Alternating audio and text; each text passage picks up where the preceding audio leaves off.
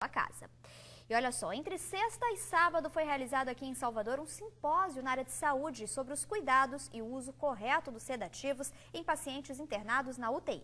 Fábio Cota acompanhou o encontro e trouxe novidades e também explicações importantes. Veja como foi.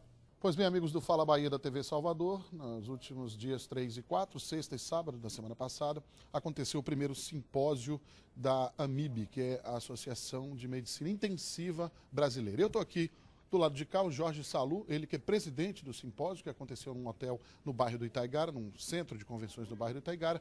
E do meu lado direito aqui está o Dr. José Mário Teles, também presidente da Associação de Medicina Intensiva Brasileira.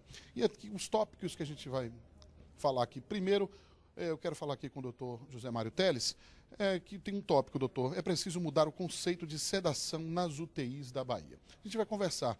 Qual é a primeira diferença entre quem trabalha com sedação? O anestesista é um profissional e quem cuida do paciente na UTI é um outro tipo de profissional? Tudo bom, doutor? Tudo bem. Muito obrigado pelo seu questionamento, porque é muito comum a gente achar que somente o anestesista usa os sedativos na UTI. Não é. A gente tem um profissional qualificado, um especialista que se chama intensivista. Então eu tenho um médico formado, especialista para lidar com essas situações graves, que são os pacientes que estão internados, estão em equipamentos, estão ventilados e que precisam também desses sedativos. Agora, não usam só durante a cirurgia, eles usam às vezes por 7, por 10, por 15, 30 dias durante todo o internamento. Então é muito importante que a gente mude o conceito, não é nas unidades de terapia intensiva da Bahia, mas do Brasil.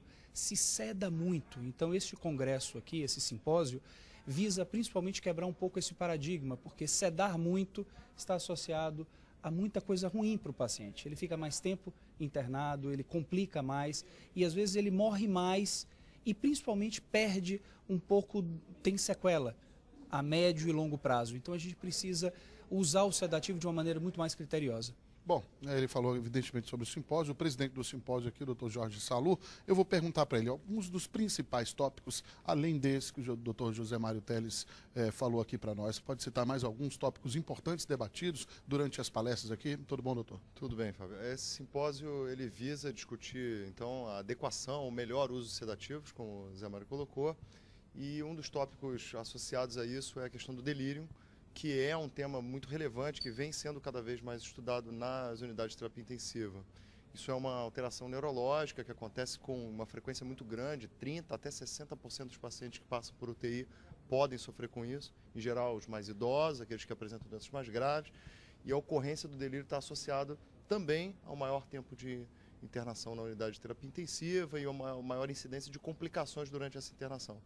E nos últimos anos, então, o que a gente tem aprendido com pesquisas feitas aqui no Brasil e fora do Brasil e que a gente vem divulgando no simpósio, é que esses avanços mais recentes, eles mostram para a gente que a gente tem medidas de maior reconhecimento do delírio nos pacientes, mas também medidas que podem ser aplicadas para a prevenção dessa complicação grave na UTI. Esse é um dos focos mais importantes que a gente está discutindo aqui nesses dias. Pois é, então, outra coisa que eu gostaria de saber aqui do Dr. José Mário Teles, que outras consequências, além dessas que o Dr. Jorge falou aqui, podem ser trazidas se houver um excesso de sedação para o paciente e se essa sedação deve ser estudada, deve ser feita de maneira de cada caso, é um caso, cada paciente vai receber uma forma, um tempo e uma quantidade de sedação. Eu estou falando bobagem ou é isso mesmo, doutor? Não. Vamos explicar para o nosso telespectador. Não, você está muito preciso. Cada caso é um caso, os pacientes precisam ser individualizados, não se precisa de nenhum tipo de equipamento para usar o sedativo de maneira correta, se usa escalas, se coloca esse paciente num nível de sedação que ele fique confortável, que ele não tenha dor, que ele não fique ansioso, porque às vezes ele está utilizando uma série de tubos, de cânulas, às vezes ele fica imobilizado, e isso tudo, longe da família, faz com que ele fique mais agitado. Então, o objetivo da sedação é conforto, é tranquilidade. Agora, se a gente faz muito sedativo, como o Jorge já tinha frisado, ele tem uma chance de morrer mais, de ter uma complicação extremamente grave, que é o delirium, que é uma situação de mau funcionamento do cérebro, que faz com que ele morra mais, mas se ele sair vivo da UTI, tanto com 6 meses e 1 ano, essa pessoa que entrou sem nenhum tipo de dano neurológico, não volta a ser aquele senhorzinho, aquele avô que era que pegava os netos no colégio, que ia no supermercado, que ia no banco, que ia na praia. Ele passa a ser um senhor com mais esquecimento, com muita sonolência, e isso é o que a gente chama de perda de cognição.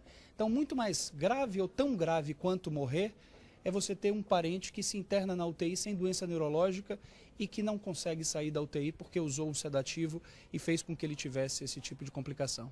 Bom, então digamos que o paciente deverá ser sedado da maneira assim, sempre no limite mínimo, é isso? Seria.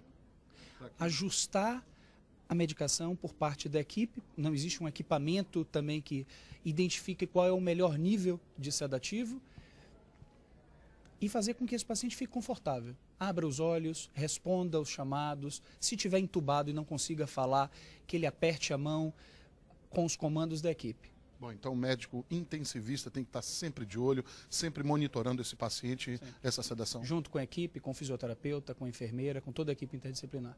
Olha só, essas informações muito importantes para o nosso telespectador. Eu, por exemplo, não sabia de nada disso, é muito bom a gente aprender.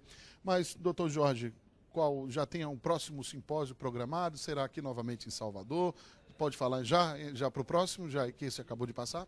Esse, na verdade, o primeiro desse simpósio. A ideia é, anualmente, como a gente tem sempre uma grande produção de conhecimento nessa área, né, mais recentemente, e a gente considera que é extremamente relevante trazer esse conhecimento para o público de médicos intensivistas, médicos que trabalham no ambiente hospitalar e para as equipes multidisciplinares. A ideia é que anualmente a gente possa ter esse evento acontecendo. A gente ainda não tem data nem local ainda, mas certamente vai, no ano que vem, poder voltar, já começar a trabalhar assim, terminando esse, começando a trabalhar o próximo já. Pronto, ok. Então, quero agradecer então ao Dr. Jorge Salu, ele que é presidente do simpósio, e também o Dr. José Mário Teles, que é presidente da Associação de Medicina Intensivista, né? Da brasileira, né? Não é verdade? Muito obrigado a vocês dois pelas informações. Vamos de volta para os estúdios da TV Salvador.